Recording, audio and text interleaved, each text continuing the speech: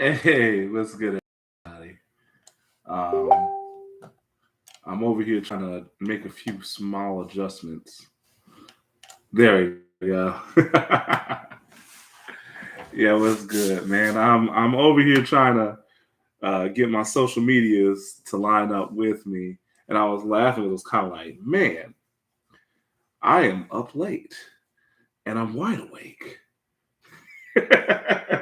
So what should I do this evening?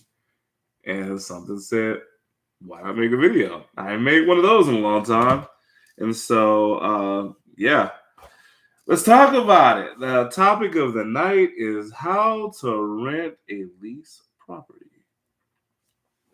And a lot of people are kind of like, man, what lease rent, brother? We trying to buy, and I'm like, I totally get it. Like everybody wants to buy right now, but the market is really, really competitive.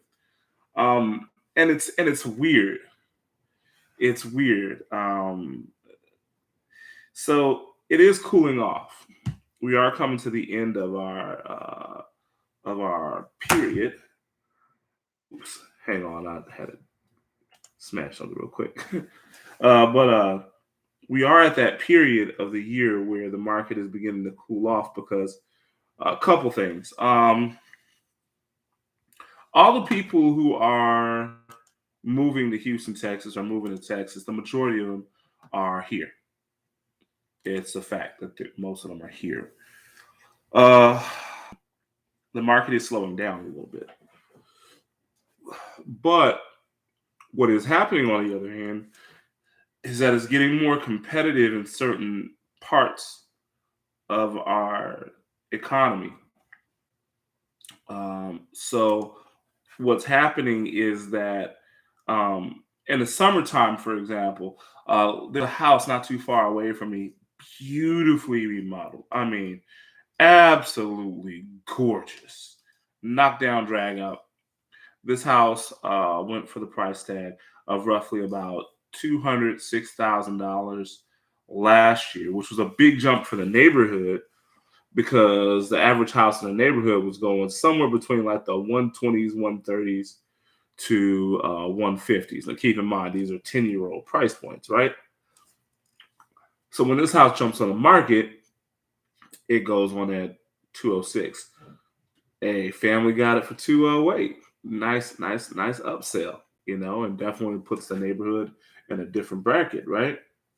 But then, not long after that, there's another house that sold for like 234. And this one sold right toward the beginnings of summer. So, people are beginning to compete right then and there. By peak summer, I know somebody, I'm not quite sure, but I know somebody had put their house on the market for 265. I don't know if I believe it's still there on the market, but that's significant because when that house jumped on the market, it jumped on during the last few weeks of August, if I'm not mistaken.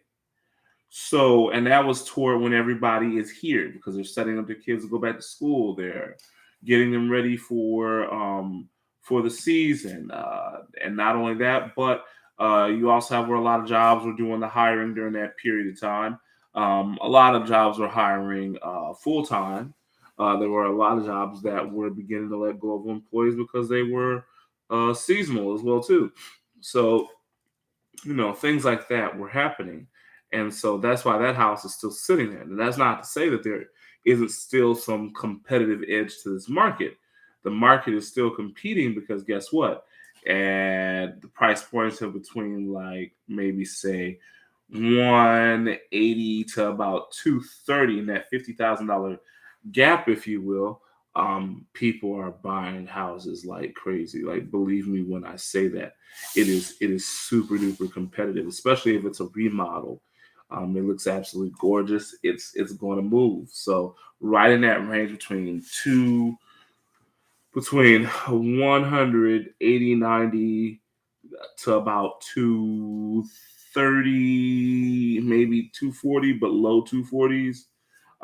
That's where we're beginning to see that the market shift. So if you had your house on the market in peak summer, you could put your house on the market for 250, and there would have been a bidding war, and probably could have got it up to 270. Wouldn't have appraised, but you probably would have gotten it. But um, now we're in these parts of the year where those houses are staying more on the market, while as the houses that are on the lower end are being snatched up like Twinkies at a fat camp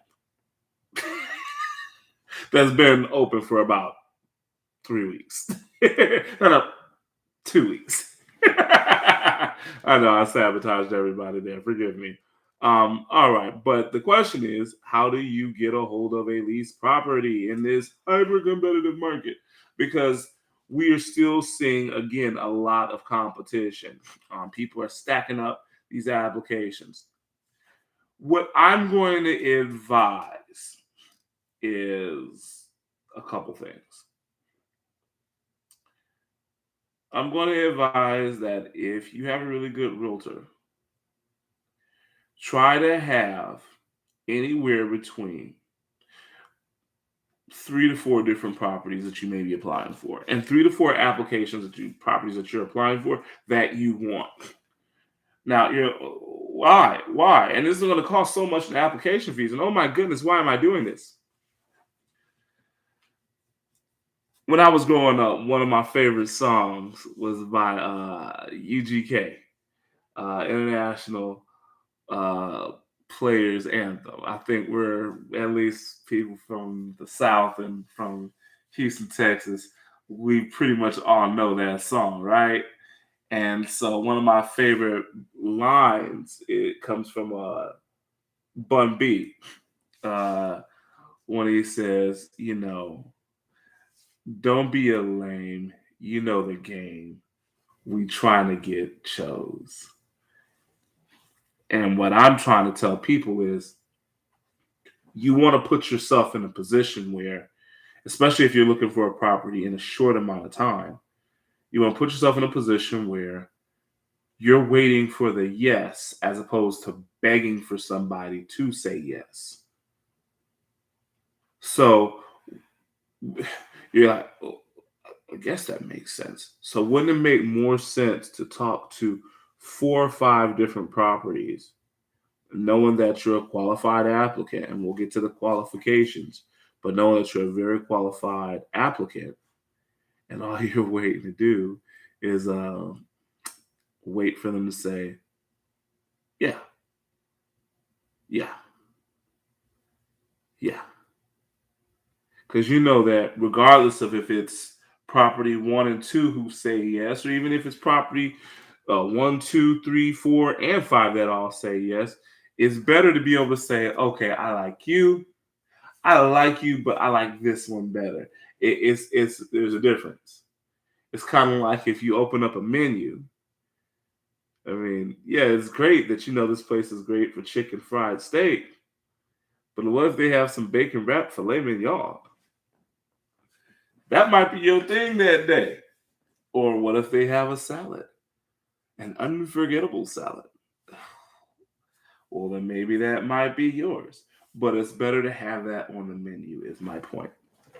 So now that we've established that we want to be very, very options heavy, with at least finding 5 properties that we want to get our hands on, and having a realtor who will get you a listing that includes those 5 properties. The next thing is to make sure they're, because you're not the realtor. So I'm going to speak from it as a realtor would tell his clients on things they can do.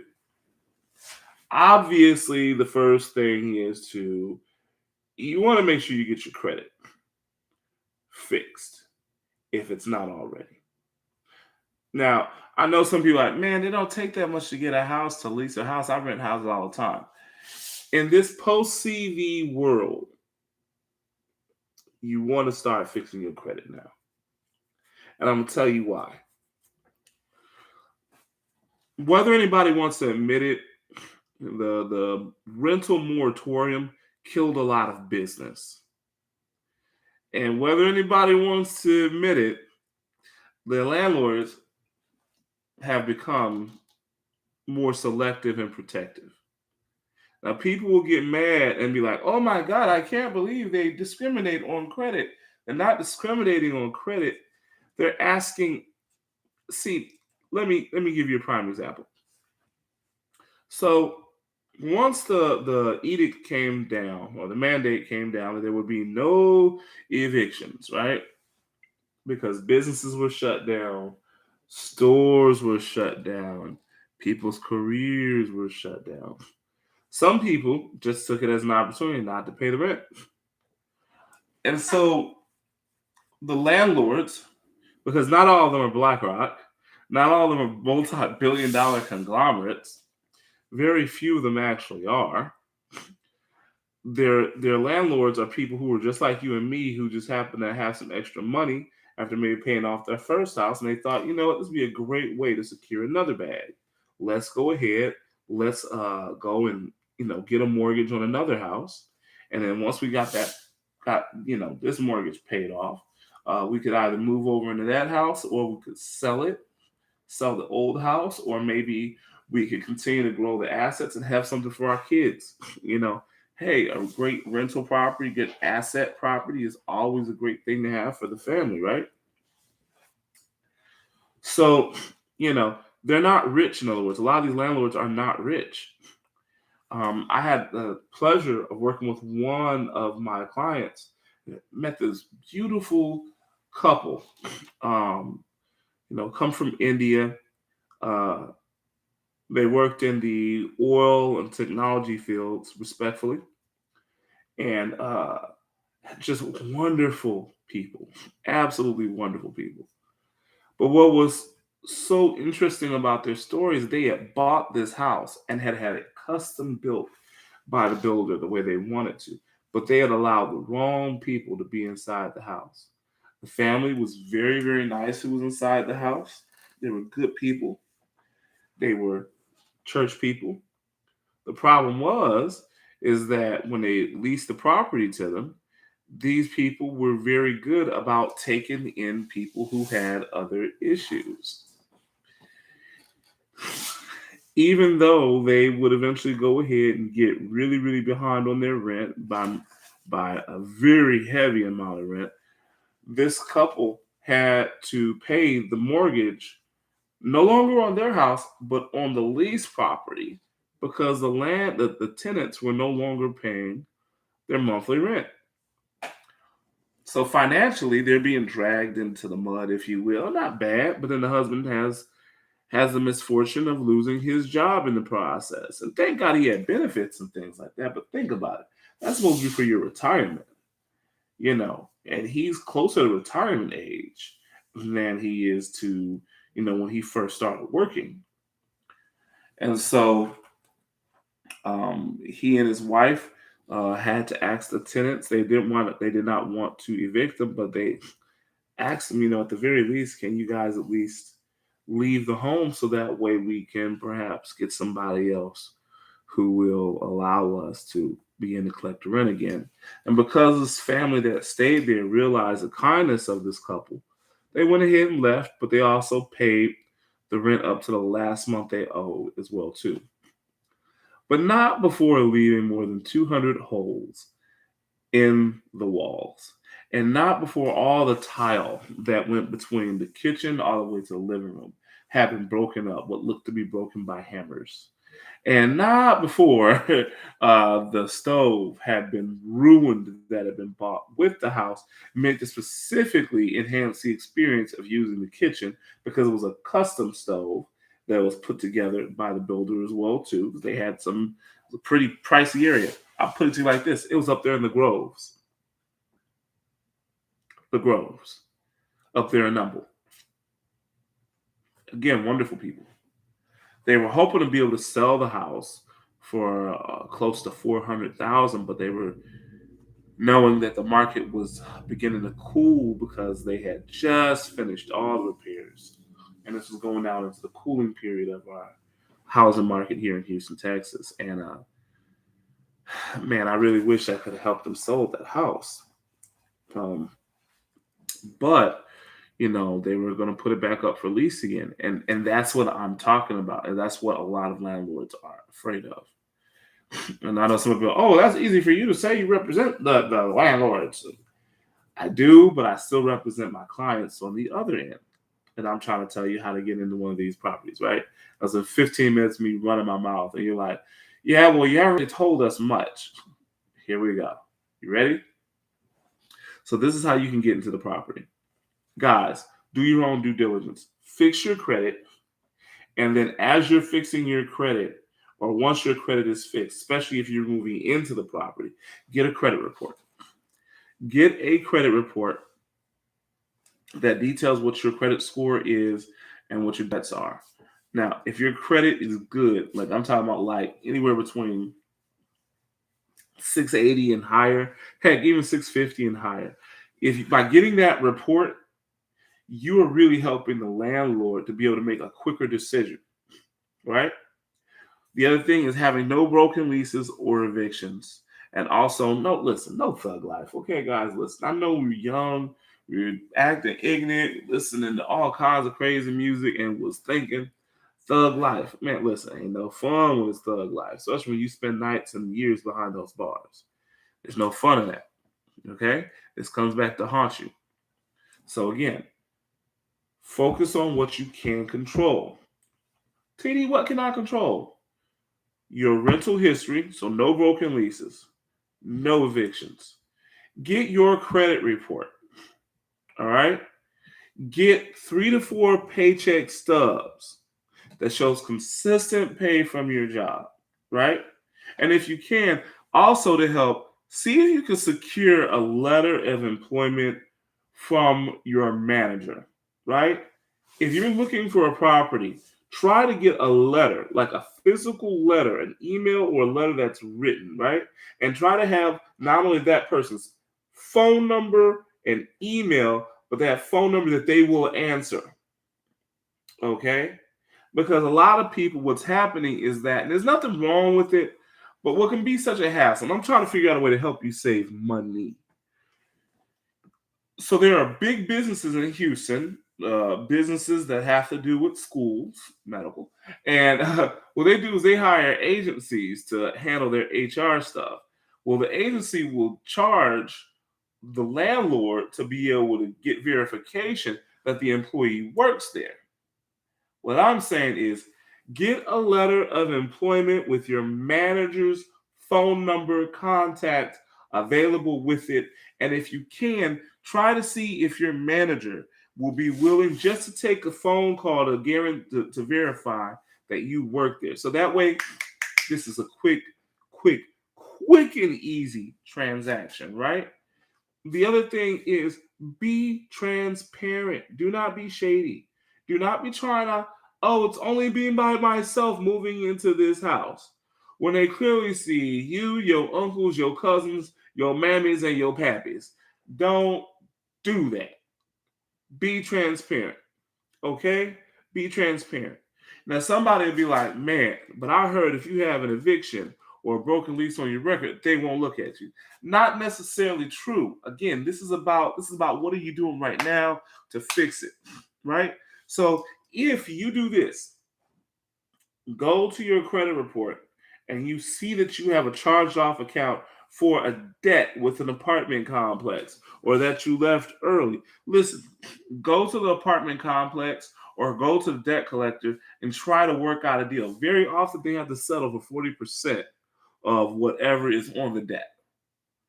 So if you can take care of that and be able to say to the landlord, look, I have one, but it's been paid or it's in the process of being paid. Be transparent. So that way you can get a quick yes or no quick, because the quicker you get the no, the faster you are to get into that yes, okay? So these are the tips. Fix your credit, all right? And once you're applying for the property, print your credit check. Print your credit check, right? Get a letter of employment. Have 2 to 3 paycheck stubs available. All right. And like I said, have the employee verification letter already set up so that when your manager, they can call them and say, hey, he works here and that's it. That's it. That's it. That's it. Right. Make sure you ain't living no thug life, man. Listen, I'm gonna tell you all the truth.